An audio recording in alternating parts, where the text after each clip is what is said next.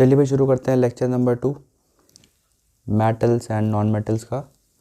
Okay बेटा, हमने अब तक physical properties of metals and non metals पढ़ी थी। आज हम लोग शुरू कर रहे हैं chemical properties of metals and non metals. ठीक है, तो हेडिंग से शुरुआत करेंगे। That is chemical properties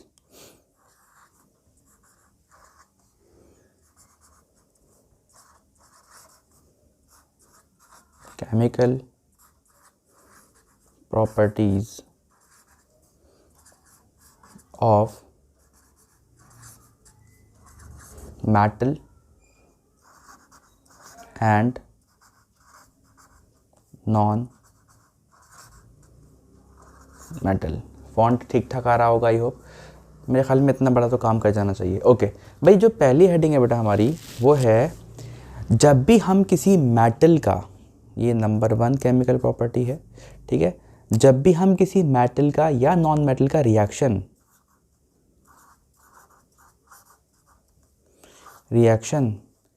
oxygen के साथ करवाएंगे, रिएक्शन विद ऑक्सीजन, तो क्या होगा। ठीक है जी, देखते हैं क्या होता है। देखिए, अगर आपके पास कोई मेटल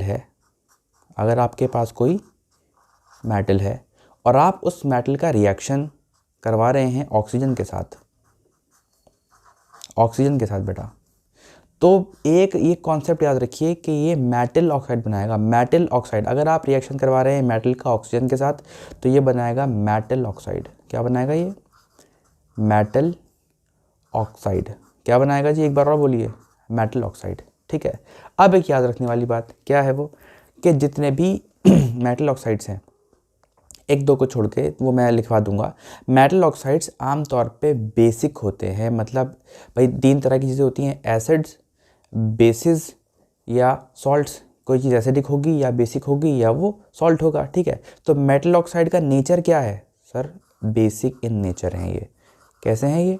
बेसिक ऑक्साइड्स कहलाते हैं ये। क्या कहलाते हैं ये?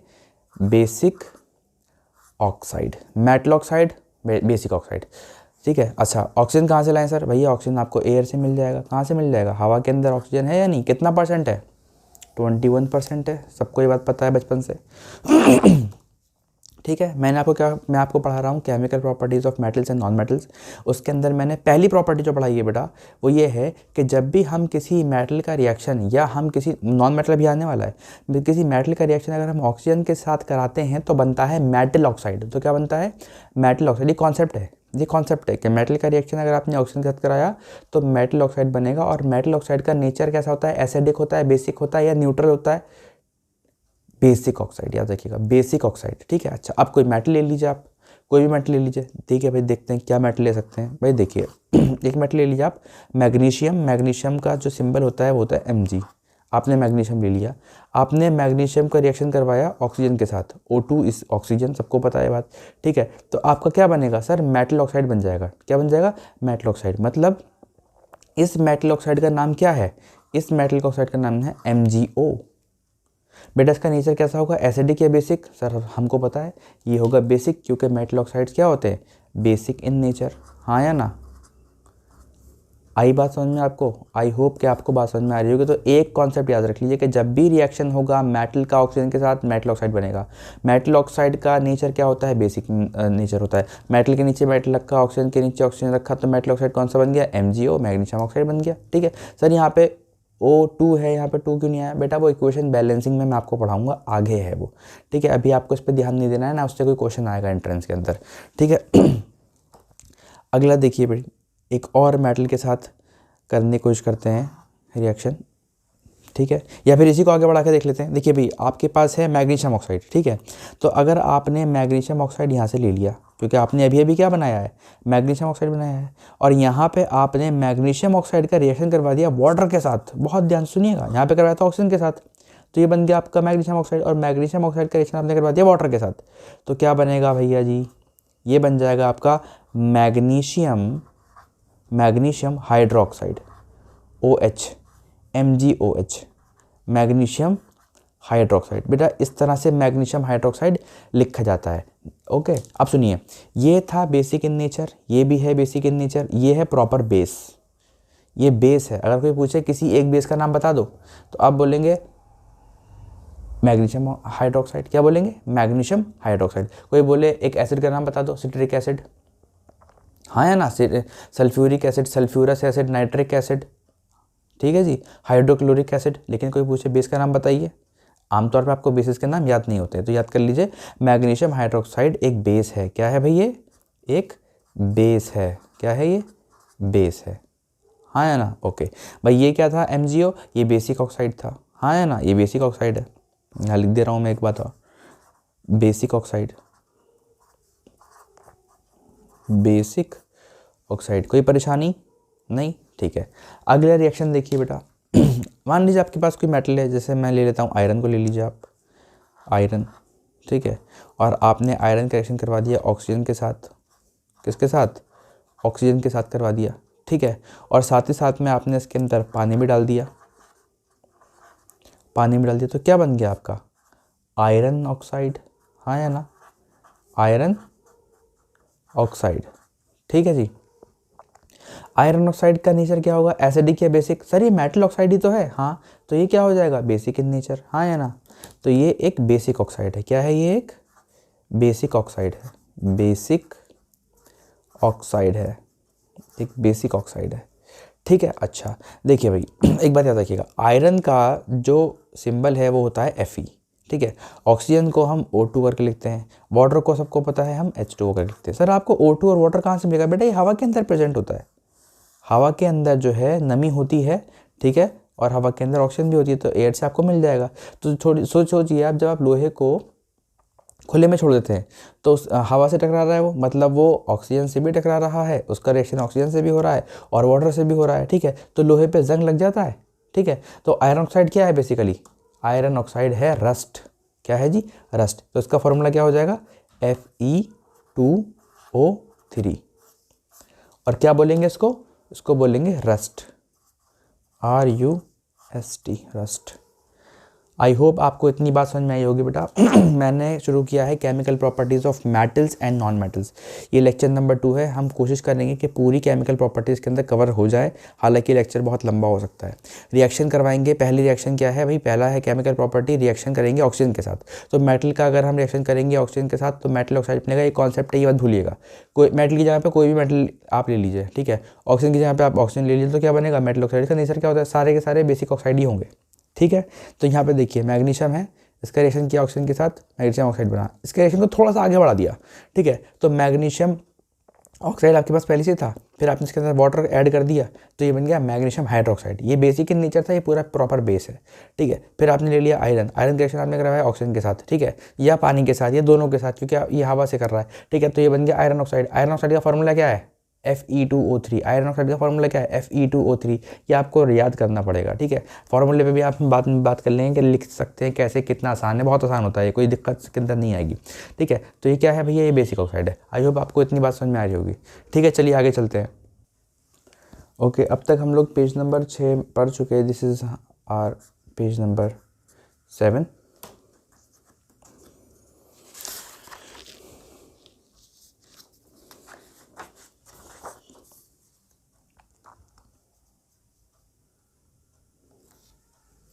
ओके, ये थोड़ा ऑर्गेनाइज रहेगा।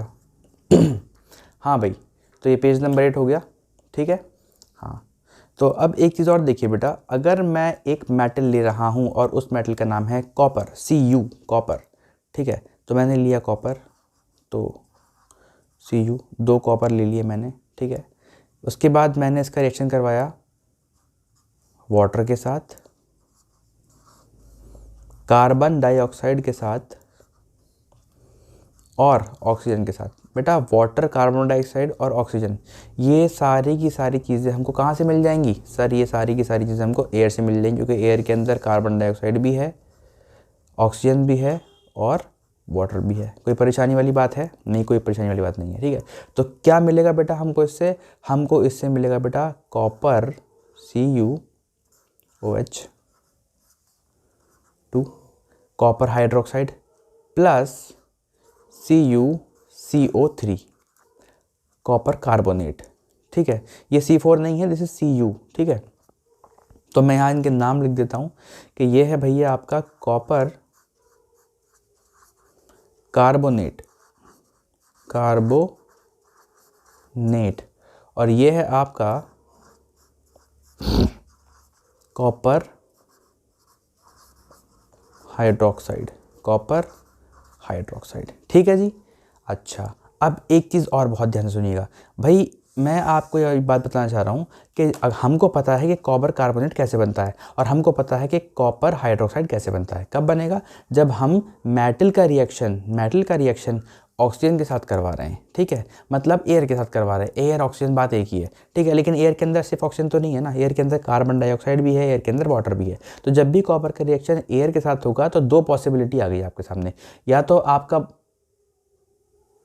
आपका बनेगा सॉरी, या तो आपका बनेगा कॉपर हाइड्रोक्साइड या फिर आपका बनेगा कॉपर कार्बोनेट। ठीक है, दोनों बन जाएंगे, कोई परेशानी वाली बात नहीं है, दोनों बन जाएंगे। ठीक है, तो याद रखिए कॉपर हाइड्रोक्साइड का ये फॉर्मूला है और कॉपर कार्बोनेट का ये फॉर्मूला है। ठीक है, कोई बेटा ये दोनों का नेचर बेसिक है। दोनों का नेचर कैसा है? बेसिक है। कैसा है? बेसिक है। बेसिक। ठीक है, दोनों का नेचर बेसिक है। ठीक है, अच्छा, इसका जो कलर होता है ना बेटा, ये जो इसका जो कलर होता है वो होता है ग्रीन कोटिंग, ग्रीन कलर होता है इसका। ये कॉपर के ऊपर एक हरी हरी परत जम जाती है, उसी को, ये दोनों को मिला के उसकी हरी परत बोला जाता है। ठीक है, मान लीजिए कॉपर का पेन होता है। ठीक है, और ये बहुत दिनों तक जो है ऐसे ही रखा रहता है, तो इसके रिएक्शन हवा के साथ हो रही है। हाँ जी, रिएक्शन इसका हवा के साथ हुआ। ठीक है, तो उसके ऊपर एक हरी हरी कोटिंग जम जाती है। वो किसकी कोटिंग है? कहा जाता है वो कॉपर हाइड्रोक्साइड और कॉपर कार्बोनेट की कोटिंग है, हरी हरी। ठीक है, तो ये दोनों जो है वो ग्रीन कोटिंग कहलाते हैं। Green coating. ठीक है अच्छा, इसी को बोलते हैं हम कॉपर का जंग लगना। ठीक है, इसी को बोलते हैं क्या, और करके मैं लिख दे रहा हूँ, करोजन ऑफ कॉपर। ठीक है, कि कॉपर जो है अब करोड हो गया। ठीक है भाई, कॉपर आपने खुले में छोड़ दिया, हवा के अंदर छोड़ दिया, तो तीन चीज़ों से रिएक्शन कर सकता है वो, वाटर के साथ करेगा, कार्बन डाइऑक्साइड करेगा या ऑक्सीजन के साथ करेगा। ठीक है, तो दो पॉसिबिलिटी आ गई आपकी, या तो कॉपर हाइड्रोक्साइड बनेगा या फिर कॉपर कार्बोनेट बनेगा, दोनों बन जाएंगे, कोई परेशानी नहीं है। दोनों का नेचर एसिडिक है बेसिक, ऐसा दोनों का नेचर बेसिक है। ठीक है, आप देखेंगे कि कॉपर के बर्तन के ऊपर या कोई भी कॉपर की चीज़ के ऊपर एक हरी हरी परत है, वो किस चीज़ की है? कॉपर हाइड्रोक्साइड और कॉपर कार्बोनेट की है। ठीक है, इसलिए मैंने लिखा है यहाँ पे ग्रीन कोटिंग। ठीक है, मतलब ये कि कॉपर खराब होना शुरू हो गया। ठीक है, तो उसको बोलेंगे करोजन ऑफ कॉपर। आई बात समझ में? ओके, चलिए आगे चलते हैं बेटा। अगली चीज़ आप ज़रा ध्यान से देखिएगा इसके अंदर, यहाँ पे मैं लिख रहा हूँ कि अगर नॉन मेटल रिएक्ट करेगा, किसके साथ करेगा? ऑक्सीजन के साथ, रिएक्ट विद ऑक्सीजन। यहाँ पे मैंने O2 लिख दिया है, आप चाहें तो पूरा ऑक्सीजन लिख लीजिएगा। ठीक है, ऑक्सीजन के साथ अगर रिएक्ट करेगा तो बेटा क्या बनेगा? सुनिएगा बहुत ध्यान से, क्या बनेगा बेटा, बहुत ध्यान से सुनिएगा। ये भी एक कॉन्सेप्ट है। पहला वाला कॉन्सेप्ट मैंने क्या दिया था आपको कि अगर मेटल रिएक्ट करेगा ऑक्सीजन के साथ तो क्या बनेगा? Metal oxide. क्या बनेगा? Metal oxide. लेकिन अगर नॉन मेटल रिएक्ट कर रहा है ऑक्सीजन के साथ तो क्या बनेगा? Non metal oxide. बिल्कुल सही बात, नॉन मेटल अगर रिएक्ट कर रहा है बेटा ऑक्सीजन के साथ तो क्या बनेगा? Non metal oxide. अब सबसे ज़रूरी बात, मेटल ऑक्साइड का नेचर कैसा होता था? Sir basic. तो नॉन मेटल ऑक्साइड का नेचर कैसा हो जाएगा? इसका उल्टा हो जाएगा, एसिडिक। क्या हो जाएगा भैया? एसिडिक। तो non metal oxides are acidic oxides,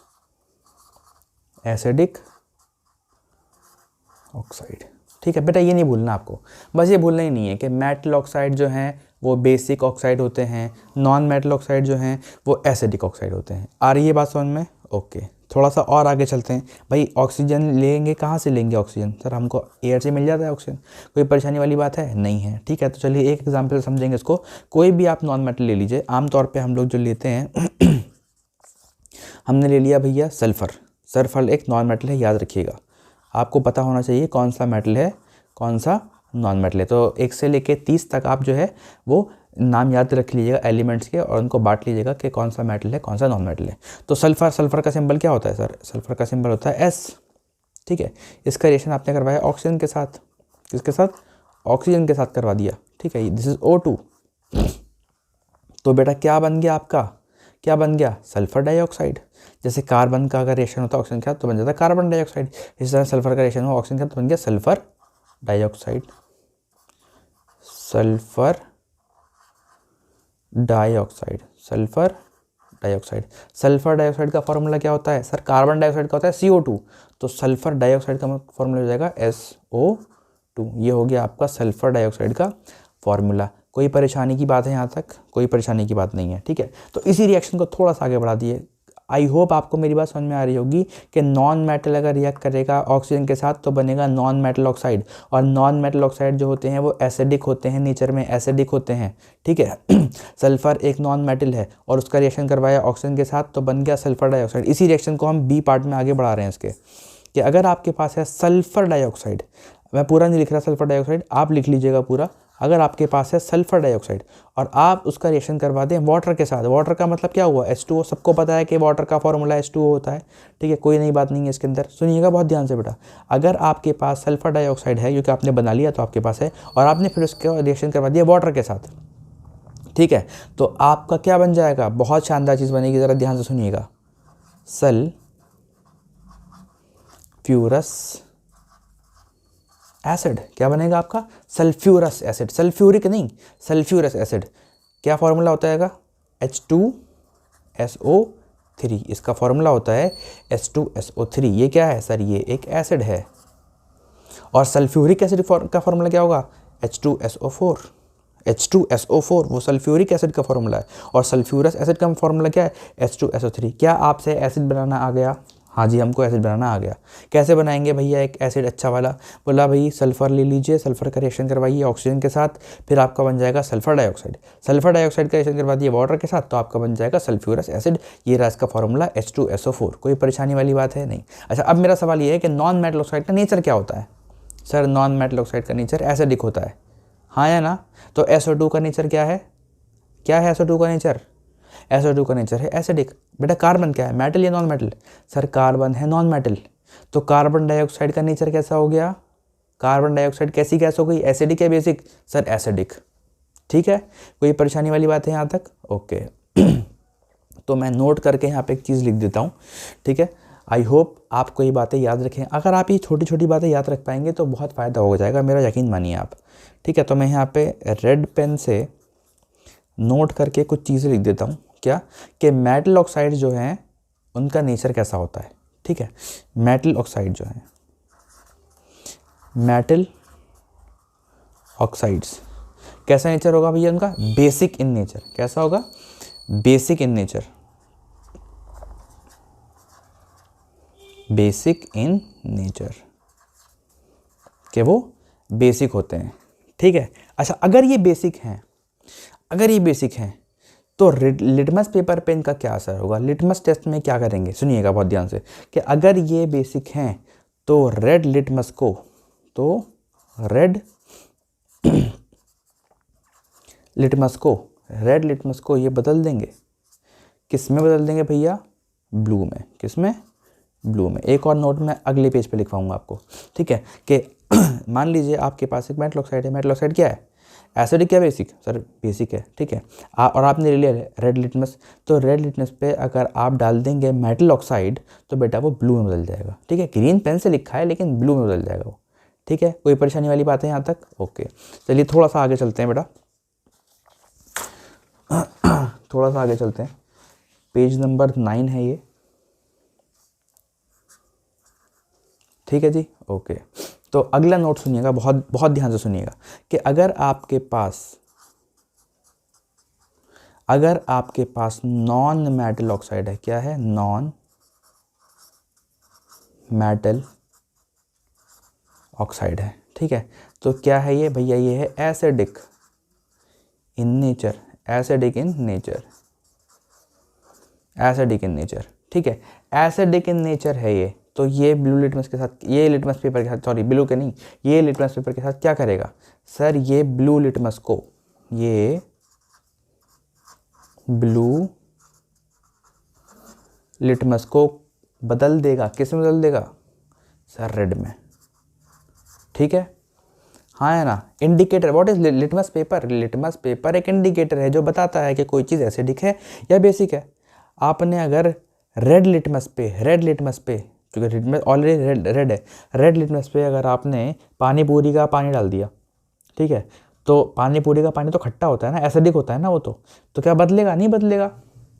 लेकिन अगर आपने ब्लू लिटमस के ऊपर पानी पूरी का पानी डाल दिया तो बेटा वो रेड में कन्वर्ट हो जाएगा, क्योंकि पानी पूरी का पानी क्या है? एसिडिक है। तो अगर आपने ब्लू लिटमस के ऊपर आपने अगर कोई एसिडिक चीज़ डाल दी तो वो रेड में कन्वर्ट हो जाएगी, ठीक है। ओके, अगली चीज़ सुनिए बेटा इसके अंदर अगली चीज़ सुनिएगा कि अगर हम मेटल ऑक्साइड का रिएक्शन पानी के साथ कराएंगे, किसके साथ? पानी के साथ कराएंगे तो क्या बनेगा भैया जी? बेस बनेगा। क्या बनेगा? याद करिए, अभी तो बनाया था बेस, अभी तो बनाया था ना। मेटल ऑक्साइड का रिएक्शन अगर आपने वाटर के साथ करवा दिया तो ये बेस बन जाएगा, ठीक है। इसी तरह से अगली लाइन क्या है? अगली लाइन ये है बेटा कि अगर आपने नॉन मेटल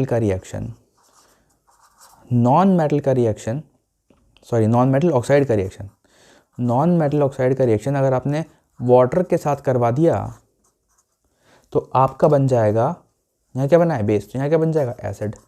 भाई प्लीज़ ये बातें याद रख लेना यार, वीडियो को दोबारा देख लेना अगर समझ में नहीं आया तो, लेकिन ये बातें याद रखना बहुत बहुत बहुत बहुत ज़रूरी है, ठीक है। और अब आ जाइए इन सबका इंपॉर्टेंट पॉइंट, उसके बाद हम रिएक्शन विद वाटर पढ़ेंगे।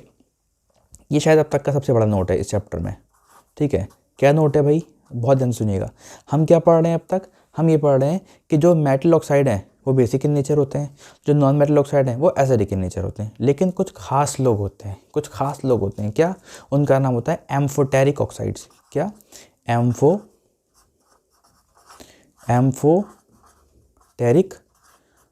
ऑक्साइड्स। सर एम्फोटेरिक ऑक्साइड्स कौन है और क्या करते हैं? देखिए भाई, नाम याद रखिएगा, ये है Al2O3, ये है एल्यूमिनियम ऑक्साइड।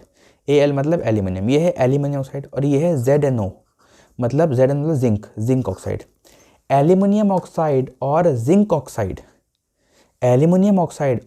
ऑक्साइड ना तो ये एसिडिक है ना ये बेसिक है, क्या है? एम्फोटेरिक है। एम्फोटेरिक का मतलब बहुत टेक्निकल बात है बेटा, थोड़ा सा ध्यान दीजिए ज़रा मेरी तरफ। क्या काम करेंगे भाई? अगर एल्यूमिनियम ऑक्साइड यहाँ पे है और सामने एसिड आ जाए तो ये बेस की तरह काम करेगा, ठीक है। और अगर यहाँ पे एल्यूमिनियम ऑक्साइड है और सामने बेस आ जाए तो ये बदल जाएगा, एसिड की तरह काम करेगा।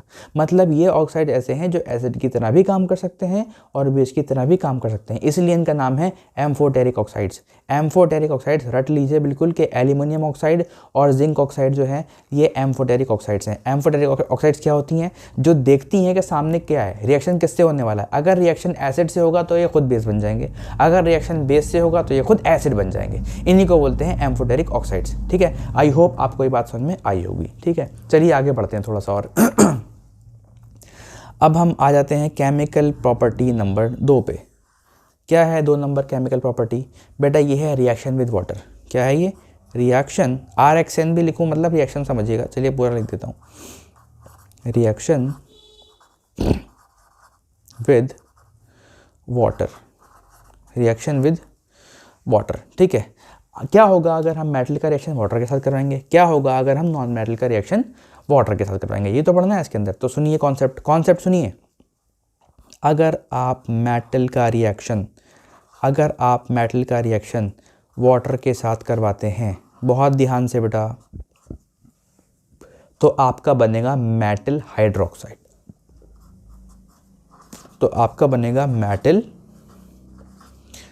हाइड्रोक्साइड। मुझे लगता है कि सारी केमिकल प्रॉपर्टीज़ पढ़ना एक बार में, पता नहीं ठीक होगा या नहीं होगा, मैं कोशिश कर रहा हूँ, चलिए जहाँ तक भी हो पाए। मेटल का रिएक्शन अगर वाटर के साथ कराएंगे तो मेटल हाइड्रोक्साइड बनेगा। साथ ही साथ में हाइड्रोजन गैस रिलीज़ होगी, साथ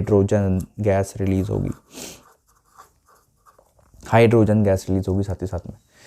आ रही है बात समझ में आपको इतनी? ठीक है। अच्छा, अब ज़रा समझते हैं इसको और अच्छे से। भाई देखिए, मेटल आपने लिया, ठीक है, वाटर लिया आपने, इन दोनों का रिएक्शन करवाया, आपका बन गया मेटल हाइड्रोक्साइड, और साथ ही साथ में आपकी हाइड्रोजन गैस रिलीज। तो ठीक है, मेटल की जगह पे आप कुछ ले लीजिए। भाई सोडियम एक मेटल है, हाँ है, तो ले लीजिए सोडियम। ये लीजिए, सोडियम लिया आपने। सोडियम का सिंबल क्या होता है सर? सोडियम का सिंबल होता है Na। Na मतलब सोडियम। इसका आपने रिएक्शन करवाया किसके साथ? वाटर के साथ, ठीक है।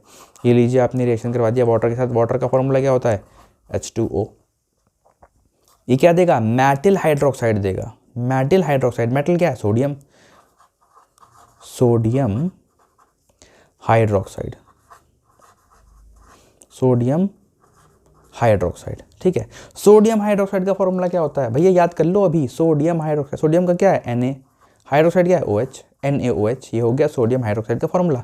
सोडियम हाइड्रोक्साइड एसिड है या बेस है? सोडियम हाइड्रोक्साइड एसिड है भाई। सोडियम हाइड्रोक्साइड एक बेस है। क्या है ये? एक बेस है, बेस, बेस है ये, ठीक है। और एक चीज़ रह गई सर, क्या बेटा? साथ साथ में हाइड्रोजन गैस भी रिलीज़ होगी, साथ साथ में हाइड्रोजन गैस भी रिलीज़ होगी। क्या आपको समझ में आया कि रिएक्शन विद वाटर का मतलब क्या हुआ? भाई रिएक्शन विद वाटर मतलब ये है कि मेटल का रिएक्शन अगर आपने वाटर के साथ करवाया, मेटल का रिएक्शन वाटर के साथ करवाया तो मिला आपको मेटल हाइड्रोक्साइड। मेटल हाइड्रोक्साइड यहाँ पे आपने कौन सा मेटल है? सोडियम, तो सोडियम हाइड्रोक्साइड मिल गया आपको। साथ साथ में आपकी हाइड्रोजन, ऑक्सीजन नहीं, हाइड्रोजन रिलीज हो गई, ठीक है। तो NaOH जो है बेटा वो है आपका बेस, सोडियम हाइड्रोक्साइड, ठीक है। तो सोडियम हाइड्रोक्साइड भी आपको क्या है? बेस हो गया। आपको दो बेस के नाम याद हो गए, ठीक है। अब चलिए थोड़ा सा आगे बढ़ते हैं बेटा इस चैप्टर में। एक छोटी सी बात और लिखिए यहाँ पे, ये नोट करके, कि अगर बात करें सोडियम की, अगर बात करें सोडियम और पोटेशियम, सोडियम और potassium, sodium and potassium both, दोनों के दोनों stored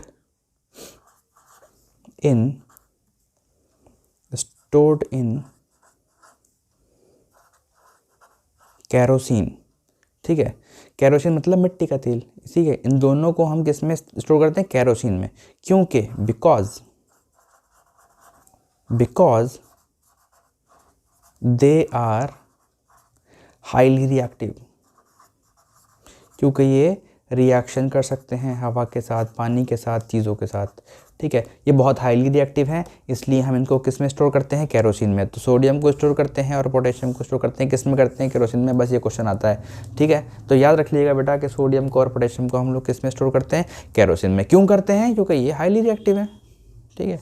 जो बहुत ज़्यादा गुस्से वाला है उसको तो आपको बंद करके रखना पड़ेगा ना, वरना वो दंगे करेगा बाहर निकल के, ठीक है जी। आई होप आपको इतनी बात समझ में आ रही होगी, ठीक है जी। अच्छा एक और बात सुनिए भाई, मेटल के बारे में तो मैंने आपको बता दिया, नॉन मेटल का क्या सीन है तो ये भी आपको मैं नोट करवा के लिखवा रहा हूँ। जो भी ज़रूरी बातें हैं सारी की सारी है, तो पूरा चैप्टर ही ज़रूरी, ठीक है। देखिए नॉन मेटल का क्या सीन है बेटा, यहाँ पे सुनिएगा। Non metal do not react with water. Non metal पानी के साथ रिएक्ट ही नहीं करते, इसलिए इनकी कोई प्रॉपर्टी नहीं है यहाँ पे। मेटल करते हैं तो मेटल की प्रॉपर्टी बन गई, ठीक है। बस नॉन मेटल के लिए क्या आएगा? Non metal do not react with water, खत्म हो गई बात, ठीक है। अच्छा एक चीज़ और देखिएगा यहाँ पे बेटा, ये भी आपका एक इम्पॉर्टेंट पॉइंट ही है कि फॉस्फोरस,